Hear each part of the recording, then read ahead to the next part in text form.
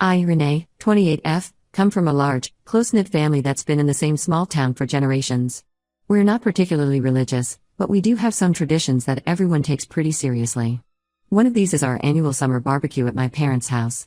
It's a big deal, everyone shows up, from great-aunts to second cousins, and we spend the whole day catching up, playing games, and stuffing ourselves with food. To give you some background, our family gatherings weren't always this harmonious. When I was growing up, these events were often tense affairs. My dad's side of the family had a long-standing feud with my mom's side over some ancient land dispute that happened before I was even born. It got so bad at one point that we had separate gatherings for each side of the family. It wasn't until my sister Samantha, 32F, and I were in our teens that things started to change. We decided we were tired of the drama and convinced our parents to host a joint barbecue. It was awkward at first, but over the years, it became a symbol of our family's reconciliation. That's why these gatherings mean so much to everyone now. They represent the peace we fought hard to achieve. Samantha has always been the peacemaker in our family. Even as kids, she was the one who could smooth over arguments and get everyone laughing again. I've always admired that about her, even if I sometimes felt overshadowed by her natural diplomacy. Where Samantha is all tact and grace, I tend to be more direct and, admittedly, sometimes a bit tactless. This year's barbecue was last weekend, and that's where all the drama started. Samantha and her husband Billy, 34M, have been trying to have a baby for the past couple of years. They've been pretty open about their struggles with infertility, and the whole family has been supportive. I remember when Samantha first told me they were trying. We were having one of our sister nights, a tradition we started in college where we'd get together once a month, drink wine, and talk about everything and nothing. She was so excited, already planning out how she'd decorate the nursery and debating baby names. I was thrilled for her, but a small part of me felt a twinge of envy. Samantha had always been the one with the clear life plan: college, career, marriage, kids. Meanwhile, I was still figuring things out, jumping from job to job and relationship to relationship. As the months turned into years with no baby, I watched Samantha's excitement turn to worry, then to sadness. Family gatherings became harder for her, especially as our cousins started having kids of their own. I tried to be supportive, but I often felt like I was saying the wrong things. Once, I suggested they consider adoption, and Samantha didn't speak to me for a week. I learned to just listen and offer hugs when needed. Billy has been her rock through all of this. They've been together since high school, the epitome of high school sweethearts. I remember being so jealous of their relationship when I was a teenager, dealing with my own messy high school romances. But over the years, I've come to appreciate Billy as the brother I never had. He's always been there for Samantha, and for our whole family really. So when Samantha and Billy arrived at the barbecue looking happier than I'd seen them in months, I was thrilled. They were practically glowing, but they didn't say anything about why. I figured they were just in a good mood and didn't think much of it. I was just happy to see my sister smiling again.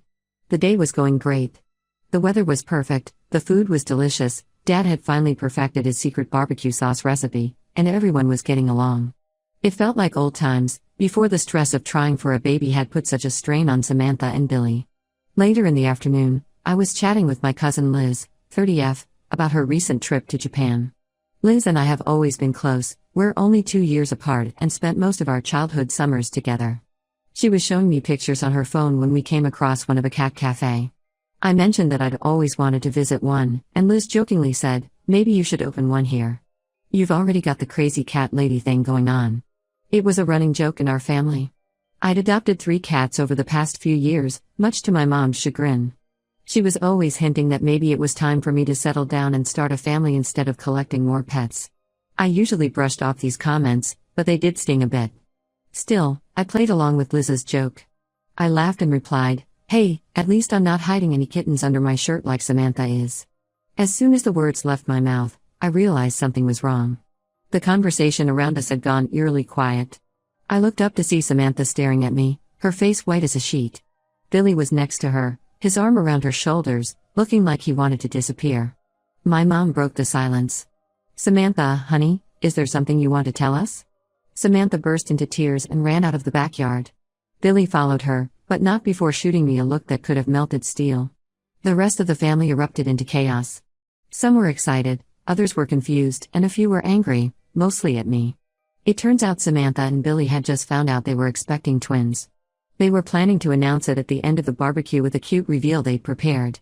My offhand comment had ruined the surprise they'd been planning for weeks. I felt terrible.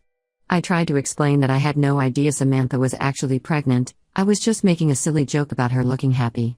But the damage was done. Samantha and Billy left early, and the rest of the barbecue was tense and awkward. It felt like we'd regressed back to the old days of family feuds and tense gatherings. Since then, I've been getting angry calls and messages from various family members. They're saying I ruined a special moment for Samantha and Billy, that I should have known better, that I'm insensitive and thoughtless. My parents are disappointed in me, and Samantha isn't returning my calls or texts. I honestly didn't mean to spoil anything. It was just a coincidence that my joke happened to be true. But now I'm wondering if I really did something wrong. Should I have been more careful with my words? Am I the asshole for accidentally revealing my sister's pregnancy? The whole situation is bringing up old insecurities. I've always felt like the family screw-up compared to Samantha's perfection, and now it feels like I've proven everyone right. I love my sister and I'm thrilled that she's finally pregnant after trying for so long. I just wish I could go back in time and keep my mouth shut at that barbecue. Update 1. It's been about a week since the barbecue incident, and things have only gotten more complicated. I've been trying to reach out to Samantha, but she's still not responding to my calls or texts. Billy finally answered one of my calls yesterday, but the conversation didn't go well. He told me that Samantha is devastated. Apparently, they've had 3 miscarriages in the past 2 years, which I didn't know about. They were keeping this pregnancy a secret until they felt more secure, and were planning to use the barbecue announcement as a way to finally celebrate after all their struggles. Billy said my careless joke had taken away their chance to control the narrative and enjoy the moment on their own terms. I was shocked to hear about the miscarriages. Samantha and I have always been close, sharing everything from boy troubles to work stress. The fact that she kept this from me hit hard. I couldn't help but wonder what else I might not know about my sister's life. I tried to apologize again and explain that I had no idea about their history or the pregnancy, but Billy wasn't having it. He accused me of always trying to be the center of attention and said this was just another example of me not considering other people's feelings. That hurt, because it's not true at all. I've always tried to be supportive of Samantha and Billy. His words brought back memories of our childhood. There was a time when I was about 12 and Samantha was 16. She had just won a big debate competition at school, and the whole family was celebrating at dinner. I remember feeling left out and upset that no one was paying attention to me. So I announced that I had been picked to be the lead in the school play, which wasn't true. The attention shifted to me, but when the lie came out, everyone was disappointed. Samantha was understanding, but I could tell she was hurt that I tried to steal her moment. I thought I'd grown out of that need for attention, but Billy's accusation made me wonder if maybe I hadn't changed as much as I thought. The conversation ended with Billy telling me to give them space and not to contact them again until they reach out to me. I feel horrible about the whole situation, but I'm also starting to feel a little frustrated. How was I supposed to know about something they were deliberately keeping secret? To make matters worse, the family divide is getting deeper. Most of our cousins and aunts are firmly on Samantha's side, but my brother Matt, 26M, and a few others think the whole thing is being blown out of proportion. There's a lot of whispering and side-taking going on, and it's making every family interaction incredibly tense. Matt has always been my ally in family dramas. He's the youngest, and we bonded over feeling overshadowed by Samantha's achievements. He called me the other day to check in, and we talked for hours about the situation. He thinks Samantha and Billy are overreacting, but he also understands why they're upset. It was comforting to know that at least someone in the family doesn't think I'm a complete monster. I decided to talk to my parents about it, hoping they could help mediate the situation. That backfired spectacularly. Mom burst into tears, saying she felt caught in the middle and didn't know how to fix things between her daughters. Dad just looked disappointed and said he expected better from me. Seeing my parents so upset brought back memories of the old family feuds. I remember how stressed and unhappy they were during those years, always trying to keep the peace between the two sides of the family. I had promised myself I would never be the cause of that kind of family strife, yet here I was, at the center of a new family drama. I'm starting to feel really isolated. My best friend Tara, 29F, is the only one who seems to understand my side of things. We've been friends since college and she's seen me through plenty of family dramas. She suggested I write Samantha a letter explaining myself, since she won't take my calls. I'm considering it, but I'm worried it might just make things worse. Tara also pointed out something that I hadn't considered. She reminded me of how competitive Samantha and I used to be as kids. We were always trying to outdo each other, whether it was in school, sports, or getting our parents' attention. Tara wondered if maybe some of that old rivalry was playing into this situation, making it harder for Samantha to forgive what was genuinely an innocent mistake. I've been thinking a lot about what Tara said. It's true that Samantha and I have always had a complicated relationship. We love each other fiercely, but there's always been an undercurrent of competition. I thought we'd moved past that as adults, but maybe those old dynamics are still influencing us more than I realized. I never meant for any of this to happen. I love my sister and I'm thrilled that she's finally pregnant after trying for so long. I just wish I could go back in time and keep my mouth shut at that barbecue. Am I wrong for feeling like this reaction is a bit extreme? Should I keep trying to apologize, or just give everyone space like Billy said? This whole situation is tearing our family apart, and I don't know how to fix it. Update 2, things have taken an unexpected turn, and I'm not sure how to feel about it. About 3 days ago, I got a call from my cousin Liz. She was speaking in a hushed voice and sounded really nervous. She said she had something important to tell me, but I had to promise not to tell anyone else in the family. I agreed, mostly because I was curious about what could have Liz so worked up. What she told me left me speechless. Apparently, the night before the barbecue, Liz had run into Samantha at the pharmacy. Samantha was buying a pregnancy test, and she was visibly nervous. Liz, trying to be supportive, offered to wait with her while she took the test. Samantha agreed, and they went back to Liz's apartment. The test came back positive, and Samantha broke down crying. She confessed to Liz that she and Billy had stopped trying for a baby months ago. They had even started looking into adoption. Samantha was shocked by the positive test because, according to her, she and Billy hadn't been intimate in weeks due to the stress of their fertility struggles. Liz said she didn't know what to do with this information, especially after the scene at the barbecue. She felt guilty for keeping it a secret, but she also felt like it wasn't her place to say anything. She only decided to tell me because she thought I deserved to know the full story, given how much heat I was taking from the family. I was stunned. If what Liz said was true, it meant that not only was my barbecue comment not ruining a planned announcement, but it had actually forced Samantha to go through with a reveal she might not have been ready for. As I processed this information, memories of our childhood came flooding back. It was a time when we were teenagers, and Samantha had confided in me about sneaking out to meet a boy our parents didn't approve of. I had kept her secret, even when our parents grounded me, thinking I was covering for her. Samantha had eventually come clean, but it had taken her days to work up the courage. This situation felt eerily similar. Once again, I was in possession of a secret that could potentially clear my name, but at a great cost to Samantha. The weight of this knowledge felt heavy on my shoulders. I didn't know what to do with this information. Part of me wanted to tell everyone and clear my name, but I knew that would only cause more drama and hurt Samantha even more. Another part of me was worried about what this meant for Samantha and Billy's relationship. I spent the next day mulling over what Liz had told me. I thought about all the times Samantha had been there for me, like when I failed out of my first chosen major in college and was too ashamed to tell our parents. Samantha had sat with me for hours, helping me figure out a new plan and then standing by my side when I finally broke the news to Mom and Dad. Now, it seemed like Samantha might need that kind of support from me. Despite the hurt and frustration I'd been feeling, I knew I needed to be there for my sister. After thinking about it for a day, I decided to reach out to Samantha one more time. I sent her a text saying that I knew there was more to the story than what everyone thought, and that if she needed someone to talk to, judgment-free, I was here for her. To my surprise, she replied almost immediately, asking if she could come over. I'm writing this just before Samantha is due to arrive. I'm nervous about what she might say, and how this conversation could change things. I'm not sure if I should let her know that I know about her conversation with Liz, or if I should just listen to whatever she wants to tell me.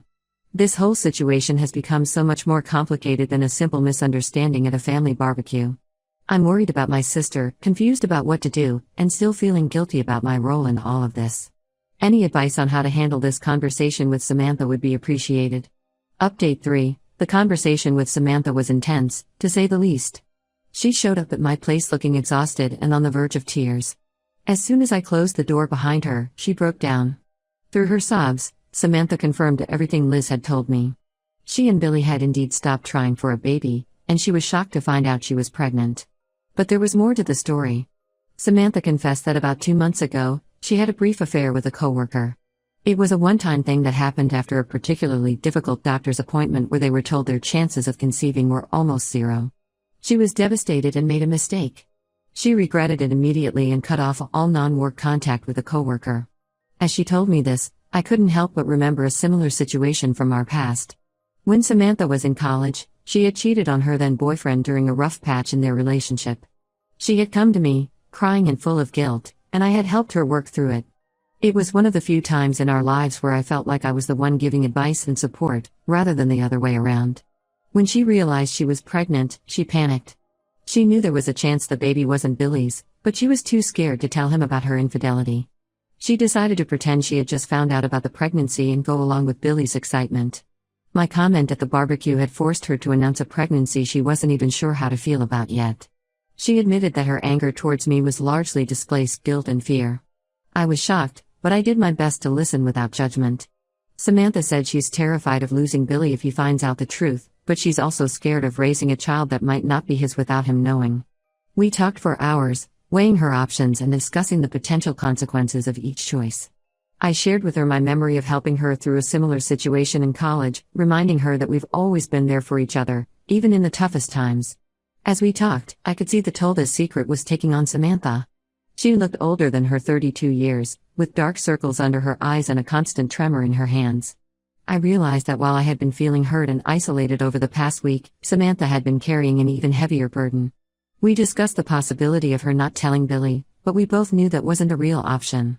The guilt would eat her alive, and there was always the chance that the truth would come out later, which would be even more devastating. In the end, Samantha decided she needs to tell Billy the truth, regardless of the outcome. She asked if I would be there with her when she does, as moral support. The request took me by surprise. After all the tension between us, I hadn't expected her to want me there for something so personal and potentially life-changing. I agreed, of course. Despite everything, she's my sister and I love her. We're planning to talk to Billy this weekend. The thought of it makes my stomach churn with anxiety, but I know it's the right thing to do. As for the rest of the family, we decided to keep them in the dark for now. Samantha will apologize to them for overreacting to my comment, and I'll accept their apologies for how they treated me. It's not a perfect solution, but it seems like the best way to handle things without airing all of Samantha's personal business to the entire family. Before Samantha left, we hugged for a long time. It reminded me of when we were kids, comforting each other after a nightmare or a bad day at school. For the first time in years, I felt like we were truly on the same team again, without any underlying competition or resentment. This whole experience has been a stark reminder that you never really know what's going on in someone else's life. I've learned to be more careful with my words, but I've also learned the importance of not jumping to conclusions or passing judgment without knowing the full story. I'm nervous about the conversation with Billy, but I'm glad Samantha felt she could trust me with the truth. Whatever happens, I'll be there to support my sister. It's what we've always done for each other, even if we sometimes lose sight of that. As I sit here, waiting for the weekend to come, I can't help but think about how quickly life can change. A week ago, my biggest worry was whether I should adopt a fourth cat. Now, I'm preparing to support my sister through what might be the most difficult conversation of her life. I don't know what the future holds for Samantha, Billy, or their unborn child. I don't know if our family will ever fully recover from this drama. But I do know that I'll do whatever it takes to be there for my sister, just like she's always been there for me.